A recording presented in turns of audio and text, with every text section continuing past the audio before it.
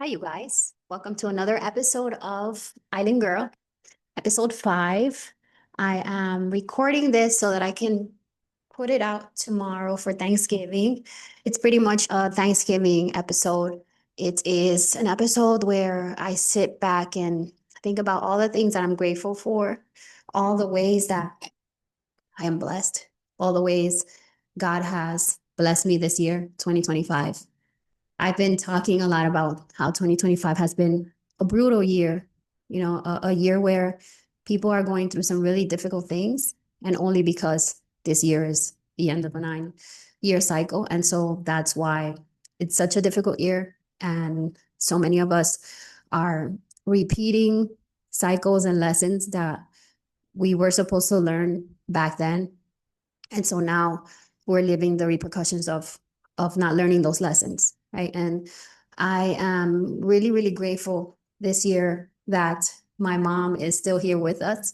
So in December last year, December 2024, the day after she arrived at New York, New Jersey, at my sister's house, she had difficulty breathing, and she was having all these symptoms. And pretty much we found out that she had some cardiomyopathy. Pretty much her heart is and wasn't working as the muscle, as the pump that it's supposed to work as. And so this was all the consequences of, it could be, her family, heart disease runs in her family, high blood pressure, hypercholesterol, due to, poor diet, uh, not exercising, all these lifestyle things, right, in our Dominican families. And so she presented with all these symptoms, went to the ED.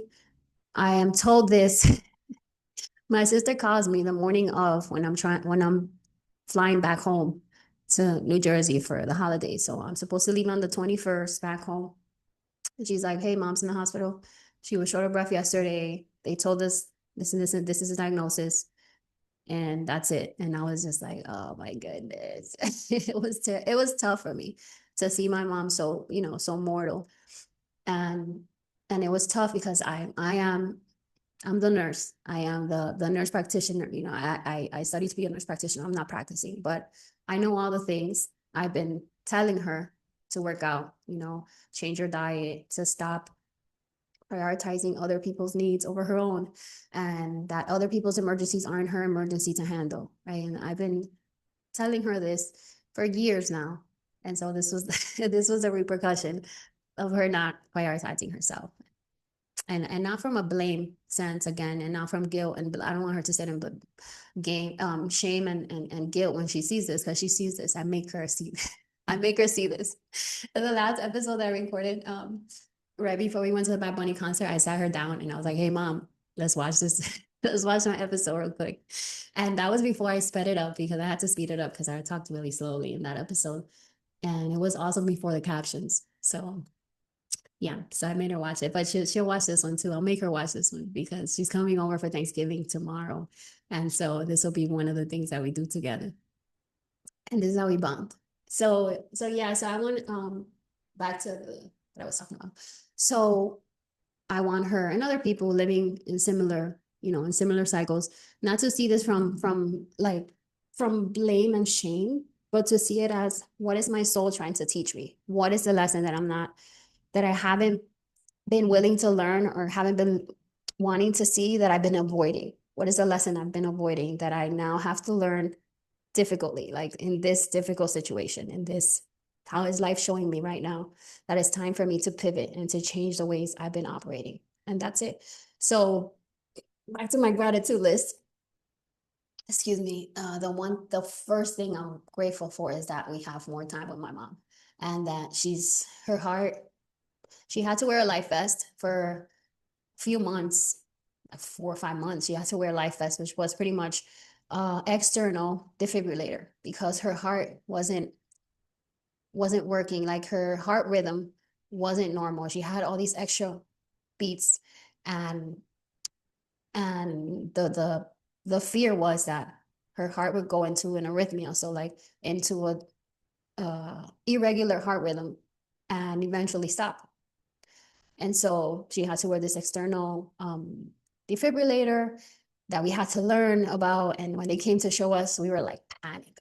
Oh my God, if this starts alarming, what do we do? And then every time it alarms, like every time she was gonna take a shower and she took it off, it would start alarming. Or whenever it wasn't picking up her heart rhythm, the EKG, when it wasn't working, it would alarm, and everybody in the house would be, where's mom?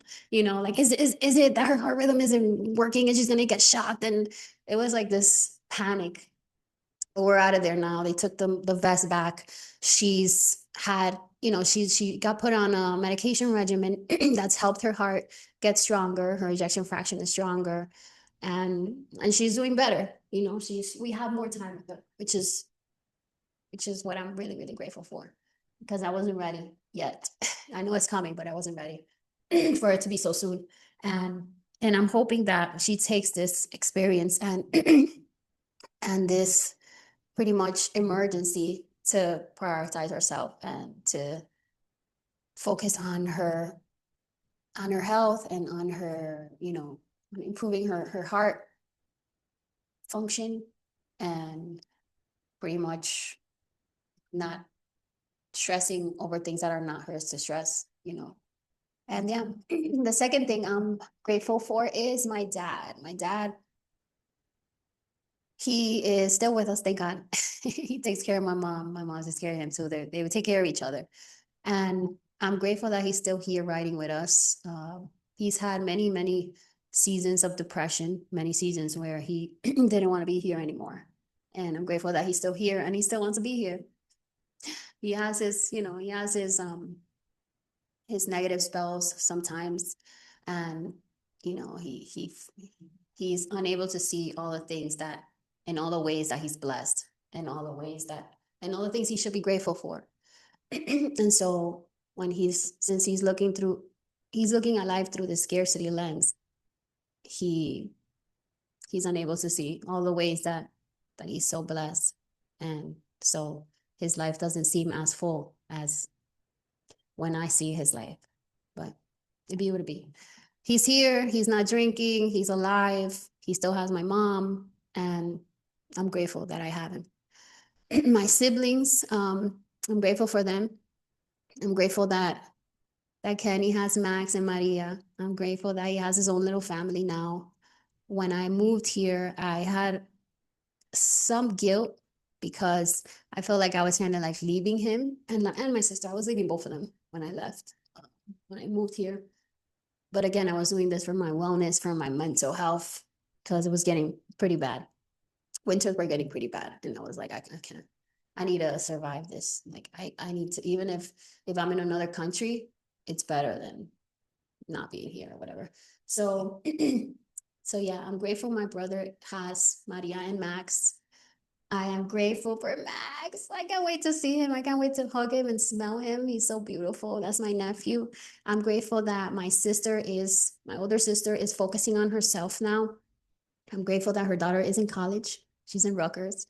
I'm grateful that my sister can now prioritize her health and her needs and all the things that make her happy and fill her cup, because we've been socialized and focused on our family and our family's needs, and to put our needs and the things that make us healthy and happy and at peace in the back burner. And so she's finally focusing on herself, and I'm really, really happy about that. Like, every time I talk to her, she's like, yeah, I just went to Pilates, or I'm going to this class or whatever. So I'm so happy, because again, when we don't prioritize our needs and we don't prioritize our health, the consequences is your heart stops working, your body shuts down, and that's years and years of us not focusing on our body and our health and what's best for us and filling ourselves up. I am so my little sister, I'm grateful for her. I'm grateful that she is also healthy and she's happy and she's working. She was out of work for 9 months, but only because her job was renovating the building where she works at, but she was still getting paid. So she was off work for 9 months, but still getting paid. I was like, I wish. We could only wish, right? But I'm grateful that she's good. She's with my parents. She's happy. I am the fourth thing I am grateful for. I'll start with my stuff now. I'm grateful for my life. I'm grateful that I get to live here in the island, right? Island girl gets to live in the island. I get to be in nature year round. I'm able to wake up and see the sunrise. I'm able to see the sunsets. I'm able to look at the moon. I can see the moon from New Jersey, but it's different when you can step outside and actually like soak up the moon, be outside while you have a full moon and all that. I am grateful that I finally prioritize what makes me healthy and happy and at peace, that I decided to come here where the weather is so good for me, especially in the winter, where I can go to the beach on the weekends, which is like my place of bliss. Whenever if I'm meditating and if I'm doing guided meditation and the meditation teacher is saying, picture yourself in your place, right? Picture yourself in the place that brings you peace. It's always the beach, right? And so I'm grateful that I have the beach year round, and like weekends, that's where we go, the beach. I'm grateful that I'm finally prioritizing myself, my needs, like moving here. Grateful that I am consistent with my exercise and I work out 4 times a week. I always stick to that, to my 4 times a week. Sometimes, depending if I'm on my moon cycle, I'm learning to rest while I'm on my moon cycle because as I've learned from my spiritual classes, when we're on a moon cycle, that's our most that's when we get the most downloads. And it's also when our aura is being cleansed through the purging, right? We're purging. And so all that extra work and all that pushing our bodies is not good for us. And so I'm learning that the week of my moon cycle, I slow down. And so if it starts like on a Tuesday, like this month, it started on a Tuesday. So I only went to the gym on Monday. And so I did one exercise of the week, 1 out of 4, and that's okay, But the week after this week, I've gone 2 days and today I took off, but I'm going to go 2 more days so I can complete my 4. And that's me not abandoning my goals, not abandoning the things I said I was going to do, right?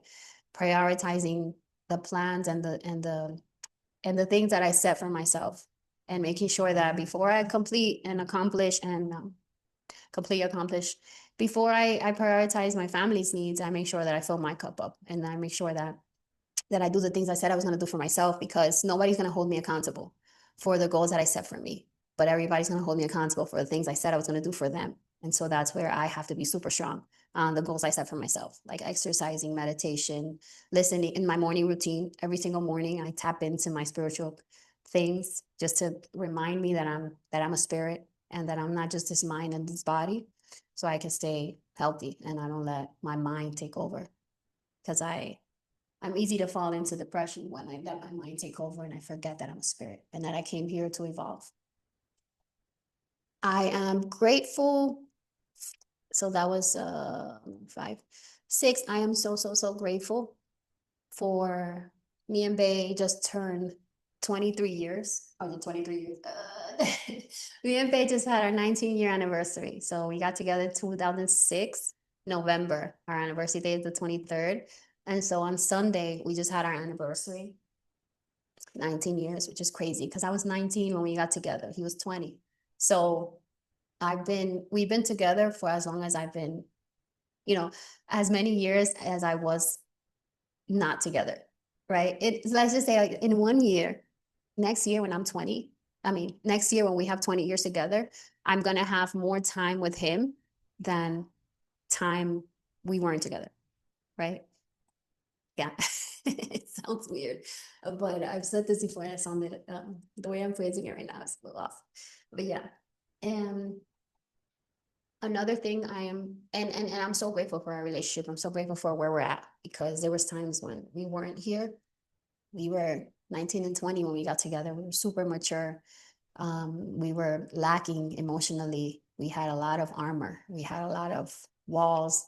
We didn't communicate. We were kids, literally little kids trying to be adults. And so when we would get upset, we wouldn't talk for days.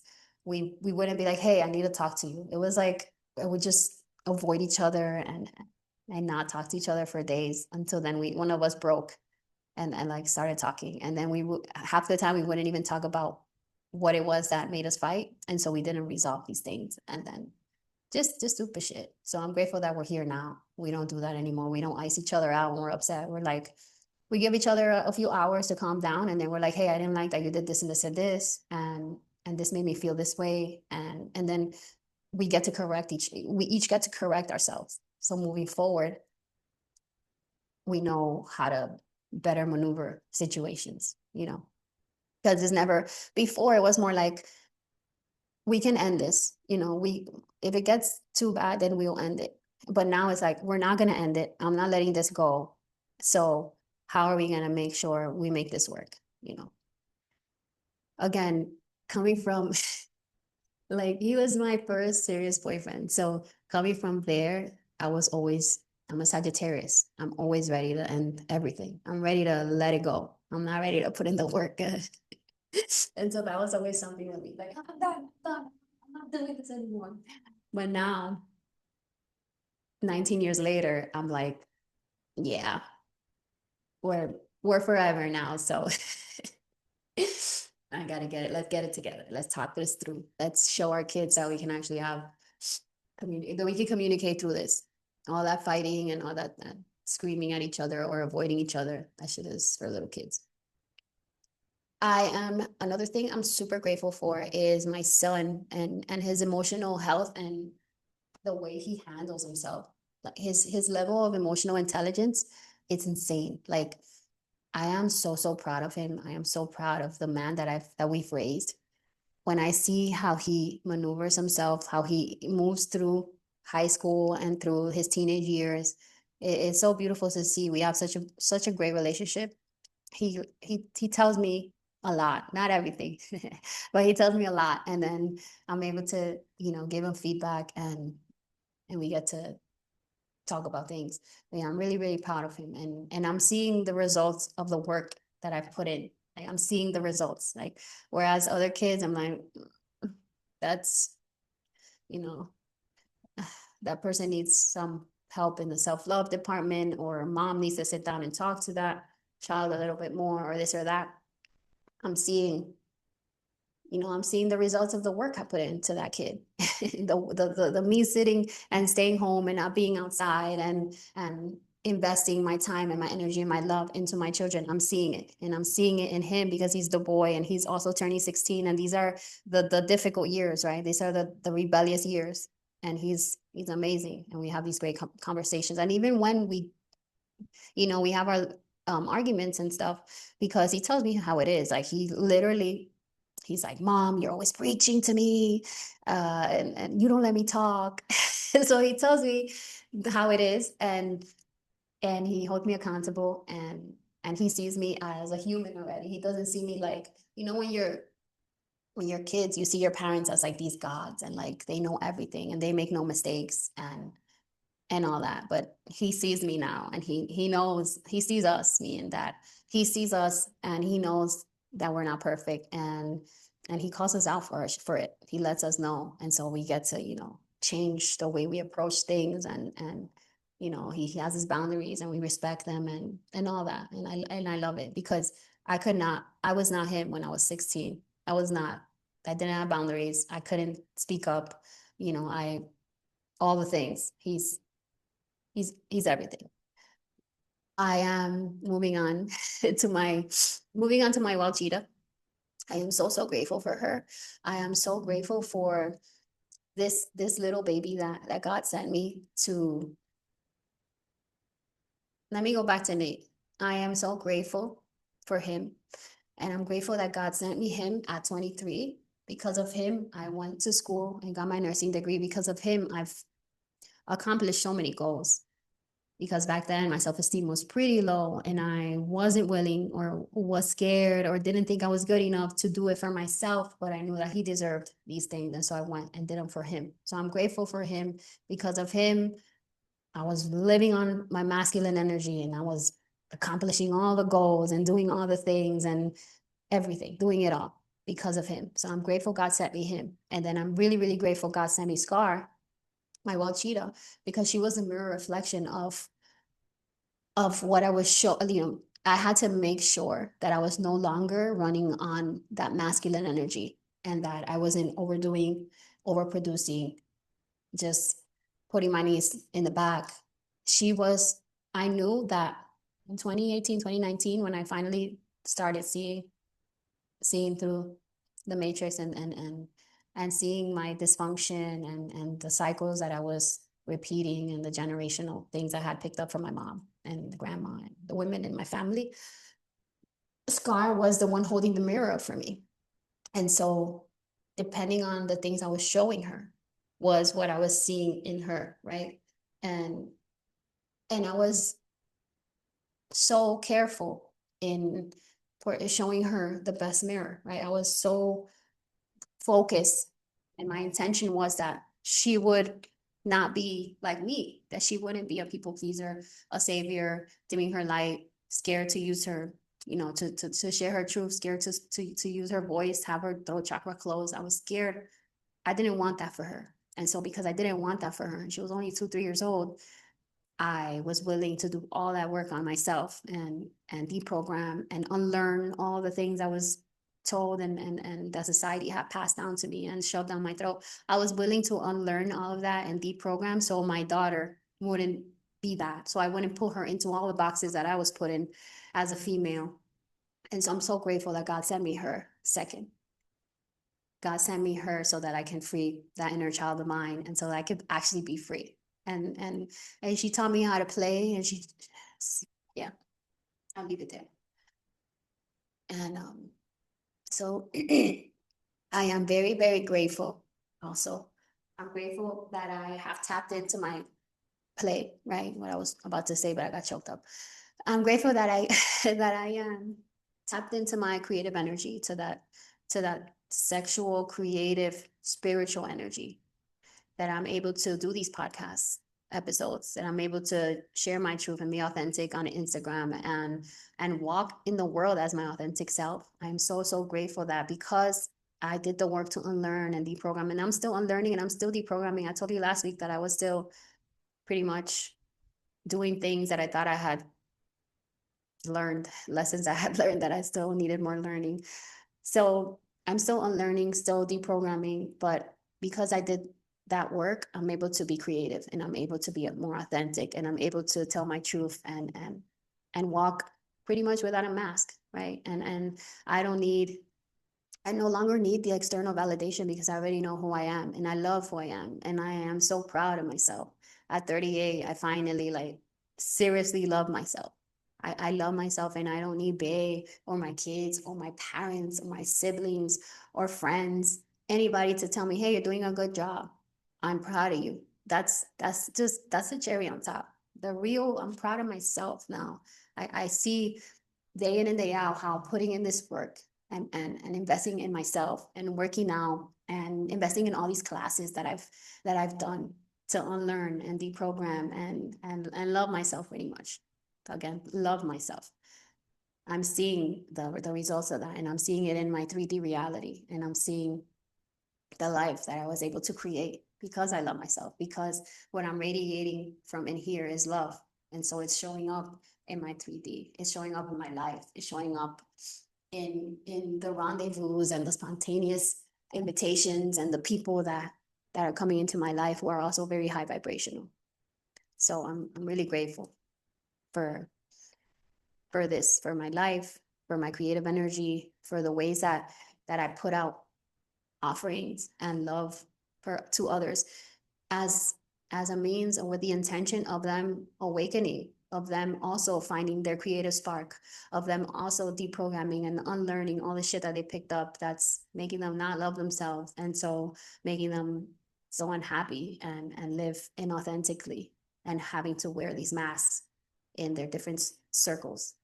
And so this is my offering now to the world. And going on to the next one, I am so, so, so grateful for my spiritual community. So I pretty much I didn't meet, but I found Zenostar Mahadevi on Instagram in 2021. She was doing a women's circle. And when I went to that something, I don't know, again, my intuition, my body pulled. I just saw a class being announced on Instagram and I was like, let me sign up. I signed up. I went to the class. It was in the nighttime, and all these women were so authentic. It was a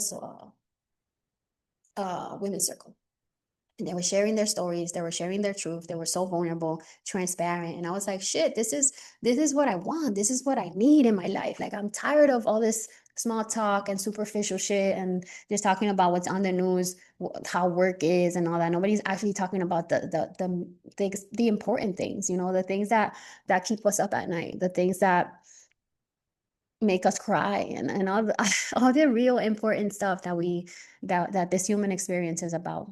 And so when I went to that women's circle, I was like, oh my God, where has this been all my life? And then every time she hosted a class, I joined almost every class since 2021. And so now in 2025, every single class that she gives, any offering she has, I'm there because it's I know that every time that I go to her classes. And even if I don't attend live because they're usually at night, and like today, we have a class today. It's on Mind, Body, Soul. That's the title of the class. And it starts at 10 because it starts at 9 Eastern time, but over here it's 10 o'clock. So by that time, I'm usually asleep. So I'm going to try to stay up till 12, which is okay because tomorrow there's no work and I'm going to try to take a nap. But I'm really, really excited. But yeah, every class, I know that I'm going to end the class differently. I'm going to learn so much. There's so much that I integrate from that class. There's so much that I learn, and it literally bumps me up to the next level of me because I learn all the things I was unable, I see all the things I wasn't able to see. And usually the people in the community, right, in that spiritual community, they share. Zena asks specific questions, and the questions are supposed to make you think about what's in your subconscious mind that you're unable to see, and that they're leading to specific behaviors and keeping you in specific loops that you're repeating. And even though I've never shared, because again, I don't attend live, but really I've never shared because I'm still working on that, you know, taking up space in that way. But Nathan's always like, did you share today in class? I'm like, not yet. I'm gonna share soon.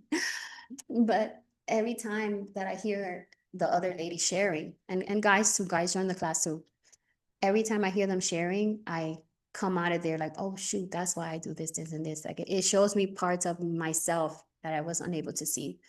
And then I adjust and I pivot and I learn to do things differently and all that. So I'm really, really grateful for that spiritual community. It's literally one of the best things that ever happened to me because I was prior to the spiritual community, I was diving into Brene Brown and all these psych oriented information and teachings, but the spiritual aspect, the occult information, the things that's hidden from us, the things that you won't find on Google, right? The things that information and occult knowledge that was passed down from generation to generation verbally, because back then the books and this information was destroyed because it's such powerful information. I get it from that class, from the spiritual community. And so I'm so excited that I have a class today, and I'm so grateful that I found Mahadevi Zeno Star. Like she doesn't know how much she's impacted not just my life, but the life of all the people that attend. Everybody in that community is a faithful, like we attend all the classes, and we have groups where we actually like connect and like, hey, Zena's hosting a class tomorrow, and we're all like, and if somebody is unable to afford it, we all like chip in, and it's just such a beautiful, it's such a beautiful community. And it's literally my soul family. It's people who pretty much resonate with me, and I just literally met not too long ago, but we resonate because we're on the same vibrational frequency. And so I can have the same conversation with somebody, a family member. Let's say I can have the same conversation with with a family member, an extended family member, and explain something in like 1,000 words, and they won't understand me. And I can literally just say something really quickly, as very subtly, to my soul family or the people in this community, and they understand me. It's like, because when you're on the same frequency, you get it. When you're on the same vibrational frequency, you get it. You don't need that many words to explain something. Whereas somebody who's not resonating and not on the same vibrational frequency will have a difficult time understanding what you're saying, regardless of how many words you use, because it's an energetic thing. And then the last thing I'm going to say I'm grateful for is my job. I'm really grateful for my job, my 9 to 5. That I'm really grateful for my job because it's so flexible and it allows me to do all the things that that keep me well. You know, I get to go to the gym before work. I get to listen to my podcast and keep learning during work. I get to work from here because it's remote. And and also I've been there for a long time. And so I give what I give. I don't overwork, overproduce. I'm not scared that I'm gonna be let go of. I'm not, I don't do perfection there. So it's perfect. I'm able to be authentic at work, somewhat authentic. I'm able to be myself even at work. I'm able to, you know, when my supervisor once she sent me a message and it was like really, really off. And I literally wrote her back like, hey, this is not what I was wanting to wake up to or like log into in the morning. I just came from the gym and I'm gonna have to go regulate my nervous system again. Because I didn't like the energy behind what she told me. And she was in the wrong. She was wrong about what she was saying or like asking of me or whatever. And so yeah. So that's another reason why my job is so awesome because I don't have to shapeshift and I don't have to hone a mask. I am me even at work. And so yeah, these are all the things that I'm grateful for. I also Thanksgiving, right? Thanksgiving, even though we don't go with the whole, we know the history behind it and that actually it was a time when a lot of the natives were killed and abused and all that. And so we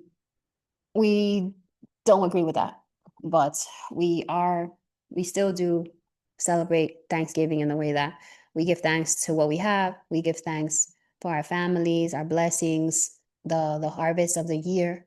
And given that this year was such a difficult one, difficult. Silver lining, we learned a lot of lessons, right? Every single body that like all of my people, they've had such difficult things. Like again, my mom was super, super sick this year. I have a friend whose dad is also having difficult health situations. I have, and then my brother-in-law and his sister are also going through it with their mom and her health, and so many, so many difficult things that people close to me are experiencing. And even through all that difficulty and all that, chaos in the world, and all the uncertainty and the rising of prices and all the hoarding of resources that the 1% is doing, even within all that, there's so much for us to be grateful for. All the difficulty and all the difficult experiences that we had to live this year, they all gave us lessons. They all made us stronger. They all showed us how to prevent, if it's a sick family member, how to prevent ourselves from getting there in the future. Because again, cycles repeat. So if we don't want to do that, we want to learn from their experience without having to live as them, or live that experience, then how can we prevent that from now, 30 years before, or 30, 20 something years before we get to their age? And how can we show our children a different example so that that doesn't even reach them? And also, how can we find the silver lining in these situations? I mean, a lot of our family members are healing, right? Words have power, so we won't say sick, they're healing. And so how can we sit in the blessing that they're still here, they're healing and they're still physically here, because even when they leave, they'll be here energetically, but we still have them.